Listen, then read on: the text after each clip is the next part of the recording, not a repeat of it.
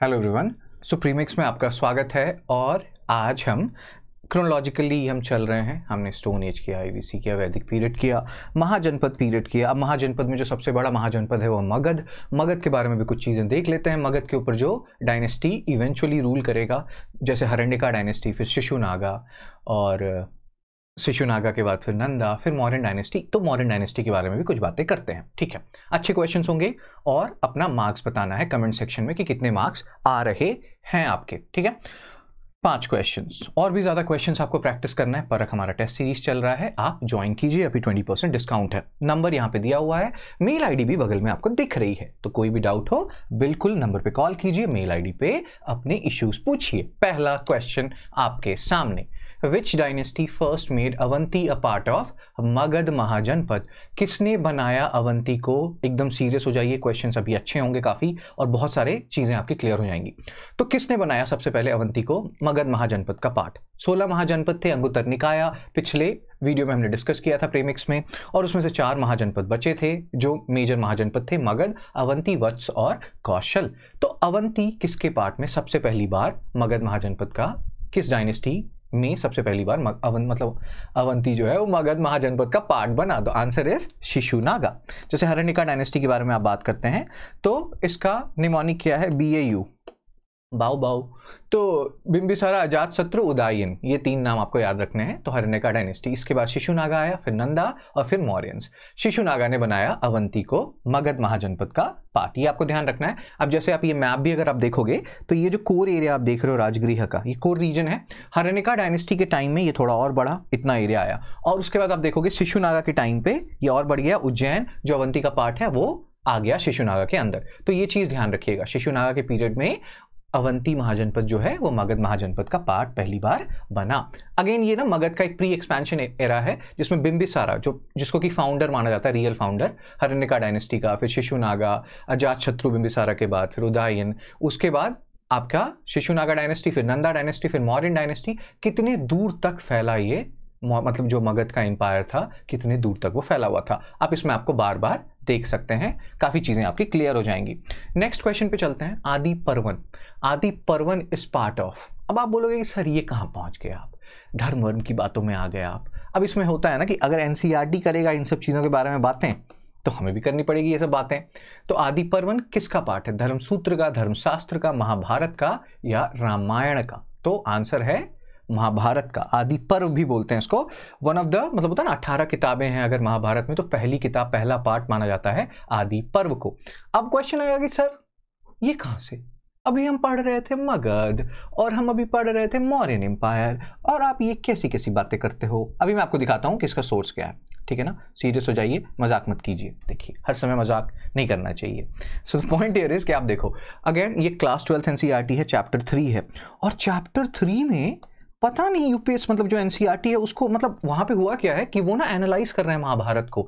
इस particular 29 page के chapter में खूब एनालाइज किया महाभारत को, कि द्रौपदी मैम अगर पॉलीएंड्री कर रही हैं, मल्टीपल हस्बैंड्स हैं, उसके जस्टिफिकेशन दिए गए कि कुंती ने बिना देखे बोला कि जो भी है उसको बांट लो, या और भी अलग अलग मतलब जस्टिफिकेशंस दिए गए कि इंद्र के जो पांडव हैं वो इंद्र के अवतार हैं और द्रौपदी उनकी वाइफ हैं, मतलब इंद्र के डिफरेंट अवतार हैं, तो द्रौपदी को तो उनसे शादी करनी ही थी। या कोई है जो, मतलब होता है ना, कोई तपस्विनी है, शिव के पास गई और बोला कि मेरे को हस्बैंड दो, एक बार की जगह 5 बार उन्होंने मंत्र पढ़ लिया। वो लड़की कोई और नहीं थी, वो मैम कोई और नहीं थी, वो द्रौपदी मैम थी, और वो जो 5 हस्बैंड हैं वो पांडव्स हैं। तो बहुत तरह के जस्टिफिकेशन क्यों दिए जा रहे हैं, उसका क्या मीनिंग है, फिर गोत्र सिस्टम क्या है, मनुस्मृति क्या है, नहीं होता है, धर्म सूत्र क्या है, धर्मशास्त्र क्या है, खूब बातें हुई हैं इस चैप्टर में। ठीक है ना, तो यहां पे आप देख रहे हैं आदि पर्व महाभारत का, तो इस चीज को थोड़ा सा ध्यान रखिएगा। धर्मसूत्र, धर्मशास्त्र क्या है कि एक हायरार्की इन्होंने बना दी थी ब्राह्मण, क्षत्रिय, वैश्य, शूद्र की, और चाहते थे ब्राह्मण लोग कि ये हायरार्की मेंटेन रहे। तो कुछ मॉडल कोड ऑफ कंडक्ट्स बनाया गया कि कैसे लोगों को मतलब अपना काम करना चाहिए। सेम गोत्र में आपको शादी नहीं करना है, जो लड़की होगी वो शादी करने के बाद अपने पापा का गोत्र छोड़ देंगी, हस्बैंड का गोत्र अपना लेंगी। बहुत सारी और बातें हैं कि ब्राह्मण का क्या काम है, क्षत्रिय का क्या काम है, वैश्य का क्या काम है, मतलब जो आपके शूद्र हैं उनका क्या काम है। धर्म सूत्र में जो मॉडल कोड ऑफ कंडक्ट हैं वो वेदास पे बेस्ड हैं, धर्मशास्त्र में जो मॉडल कोड ऑफ कंडक्ट हैं वो पुराणास पे बेस्ड हैं। तो अगेन इसके बारे में और अभी बातें करेंगे, एनसीईआरटी को इग्नोर मत कीजिए और एनसीईआरटी का हमारा कोर्स भी चल रहा है, आप लेना चाहें ले सकते हैं, ठीक है ना। तो ये हो गया। अब थर्ड क्वेश्चन पे आते हैं, बिना टाइम वेस्ट किए। अगेन इस तरह के क्वेश्चंस बहुत हेडेक लगता है लोगों को, अच्छे से पढ़िए इसको, पॉज कर लीजिए मेरे को। Shifting of Magadha capital from Rajgriha to Pataliputra was done during the reign of Bimbisara. और उसके बाद वर्ण और जाति के बारे में क्वेश्चन है, फिर प्रादेशिकाज और इसका। तो मैं बताता हूँ आपको, होपफुली आपने सॉल्व कर लिया होगा पॉज करके। तो आंसर क्या है कि जो पहला आप देख रहे हैं कि शिफ्टिंग हुआ है मगध कैपिटल राजगृह से पाटलिपुत्रा, वो बिंबिसारा के रेंज में नहीं हुआ, वो उदायन के रेंज में हुआ। जो बिंबिसारा आए, फिर अजातशत्रु, फिर उदायन, तो उदायन के रेंज में ये शिफ्टिंग हुआ है, ये रॉन्ग हो गया। उसके बाद जो सेकंड स्टेटमेंट है इसके बारे में बात करते हैं। थर्ड स्टेटमेंट, प्रादेशिकाज जो थे वो प्रोविंशियल गवर्नर्स थे, राजुकाज जो थे वो रूरल ऑफिसर्स थे, ये भी गलत हो गया। और ये स्टेटमेंट सही है कि पुराने जमाने में वर्णास जो थे वो फिक्स थे, और वर्णा को ही कास्ट और वर्णा को सिनोनिमस माना जाता था। जाति अलग अलग होती थी, तो फिर जाति में तुम जाट हो, तुम कुम्हार हो, तुम बनिया हो, तुम नहीं होता है, तुम नाई हो, इस तरह से बहुत सारे जातिज बन गए, कोई रिस्ट्रिक्शन नहीं रहा। सेकंड स्टेटमेंट बिल्कुल सही है, बी सही है। तो एक इसका मतलब क्या हो गया कि इसमें सिर्फ एक स्टेटमेंट करेक्ट है। मैं आपको इसका जो सोर्स है ना उसको एक बार दिखा देता हूं। अगेन हम फिर से अपने एनसीईआरटी पे चलेंगे और आप यहां पे ध्यान से देखो।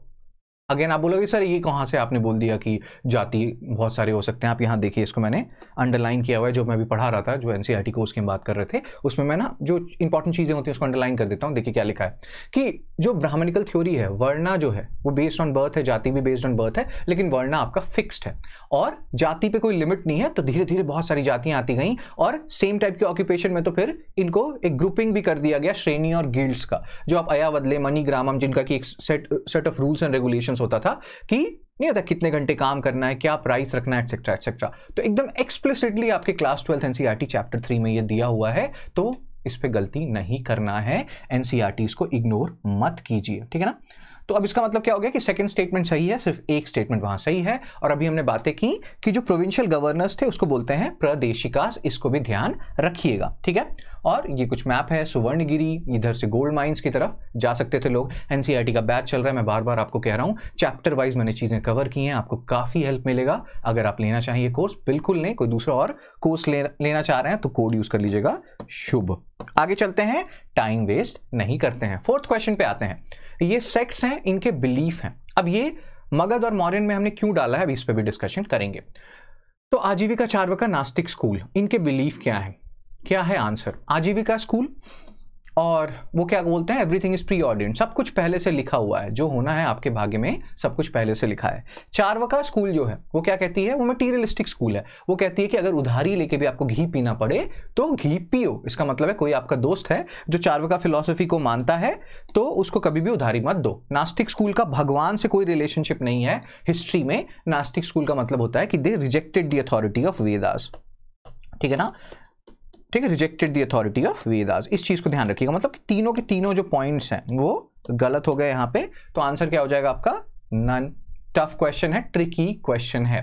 अभी हम क्यों पढ़ रहे हैं इसको, क्योंकि जब मौर्यन एम्पायर की आप बात करोगे, चंद्रगुप्त मौर्य, इन्होंने जैनिज्म को अपनाया। इनके बेटे बिंदुसारा, बिंबिसारा, बिंबी विथ एम, वो थे हरण्यका डायनेस्टी के। बिंदुसारा, बिंदु विथ एन, ये हैं आपके मौर्यन डायनेस्टी के। तो ऐसे याद रख सकते हैं, एम पहले आता है तो बिंबिसारा पहले आए, बिंदुसारा बाद में, बिंबिसारा हरण्यका, बिंदुसारा मौर्यन एम्पायर। तो बिंदुसारा जो थे उन्होंने आजीविका सेक्ट अपनाया, और उसके बाद इनके जो बेटे आए अशोका, उन्होंने बुद्धिज्म अपनाया। तीन राजा, तीनों ने अलग अलग धर्म अपनाया। कितना रिलीजियस टॉलरेंस आपको देखने को मिल रहा है। लास्ट क्वेश्चन, इंस्क्रिप्शंस, पता है इस तरह के क्वेश्चंस आ चुके हैं, राइट। तो आप तैयार रहिए सब तरह के इंस्क्रिप्शंस के लिए। अशोकन इंस्क्रिप्शंस कौन से स्टेट, यूनियन टेरिटरी या कंट्री में है? सन्नति, मनछेड़ा, सोपाड़ा, कहां कहां क्या है?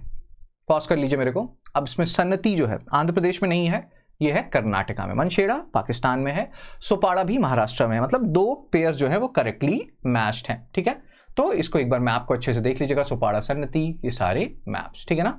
तो ये सारी कुछ बातें थी। Please please please please please अपना मार्क्स बताएं, क्या स्कोर आ रहा है आपका, ठीक है ना। 0 भी आए फिर भी बताएं, और पूरा जो हमारा क्रोनोलॉजी है हिस्ट्री का उसको देखते जाएं, मल्टीपल टाइम्स रिवाइज करें, बहुत चीजें क्लियर हो जाएंगी। और इस तरह से मत करें। अगर आप में से कोई वर्किंग प्रोफेशनल हैं और डे ऑफ मिलता है तो उसमें अपनी बैटरी को रिचार्ज करें, और जो थोड़ा प्लानिंग हम्बल ही रखें, ज़्यादा प्लानिंग मत करें, अदरवाइज ये सब चीज़ें हो जाती हैं, फिर गिल्टी फीलिंग आती है, ठीक है ना। थैंक यू, मिलते हैं आपसे जल्दी ही, और take care, be blessed, see you soon. Marks बताएं कमेंट सेक्शन में।